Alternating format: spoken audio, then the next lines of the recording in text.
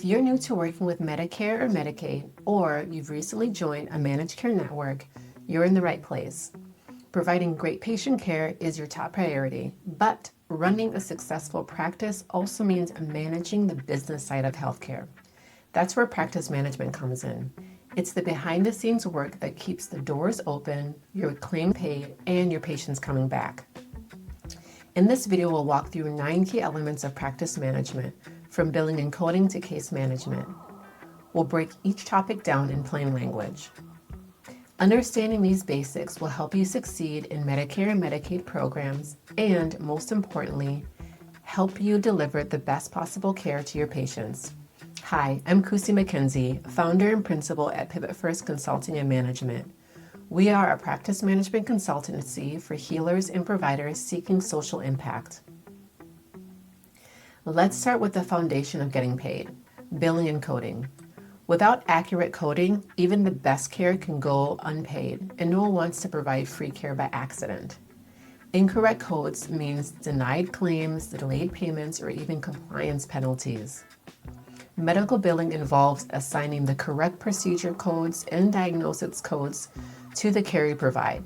These include current procedural terminology, Healthcare Common Procedure Coding System, and International Classification of Diseases.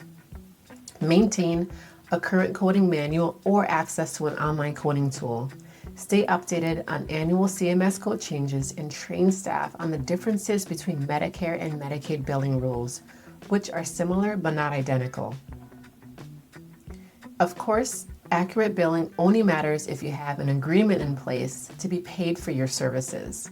That's where contracting with a managed care plan comes in. You need to make sure your relationships and terms are clear from the start. Contracting is the process of negotiating a provider contract that defines your payment rates, services covered, and reporting requirements. Without a signed contract, you may not get paid for seeing their members.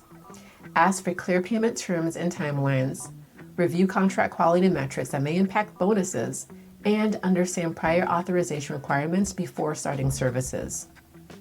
Once you have your contracts in place, the next step is making sure you have the right people on your team to deliver these services. Staffing models help you match the right skills to the right patient needs.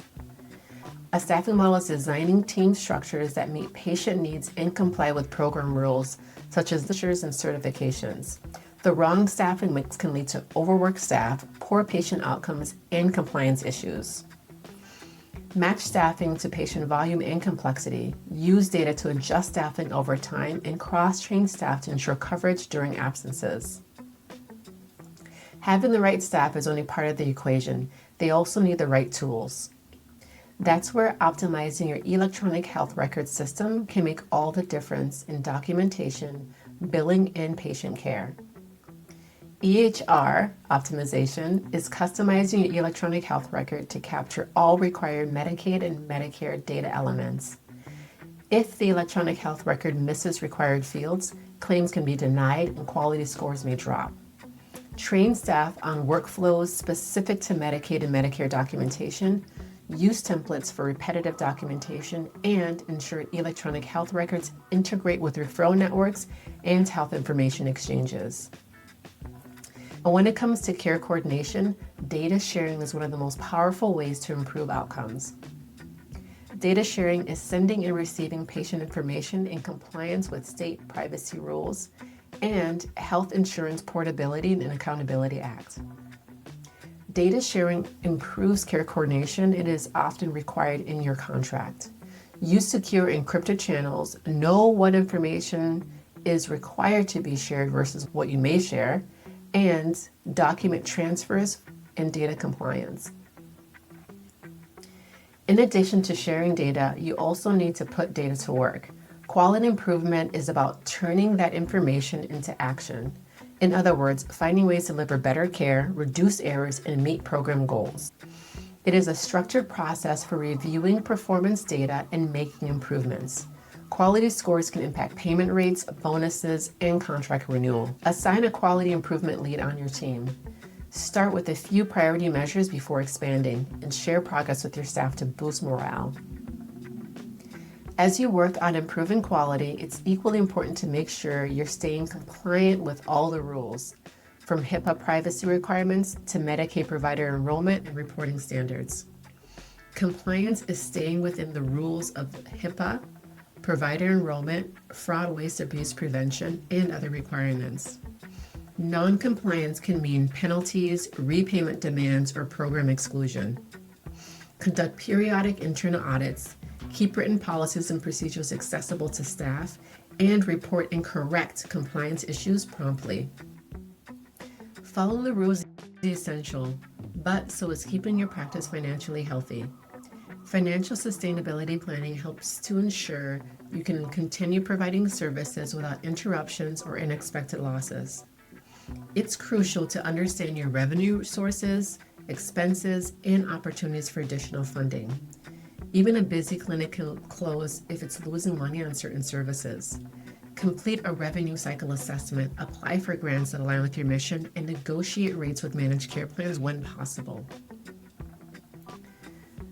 Finally, all of these operational pieces support what happens at the heart of patient care, case management. This is where providers and care teams connect patients with the services, follow-up, and support they need to thrive. Case management is a patient-centered process in which a designated staff member, often a nurse case manager or a social worker, assesses needs, develops a care plan, and coordinates services and monitors progress. Case management reduces care fragmentation, prevents avoidable hospital visits, and improves patient satisfaction. Maintain a current director of community resources and referral partners. Use standardized assessment tools, and document all interactions and services provided to ensure continuity of care and reimbursement. We've covered a lot today, from billing and coding all the way through case management. These 9 elements of practice management form the backbone of running a successful, sustainable healthcare practice in Medicaid and Medicare programs. The good news is you don't have to master all of this alone. At Pivot First Consulting and Management, we specialize in helping providers like you build strong, efficient operations so you can focus on what matters most, caring for patients and clients. Visit our website at pivotfirst.com to explore our practice management services and see how we can help you strengthen the business side of care. While you're there, you can book a call with our team to talk through your goals, challenges, and start putting a plan in action. Thank you for joining me today, and remember, with the right support, your practice can thrive while making a lasting impact in your community. I look forward to connecting.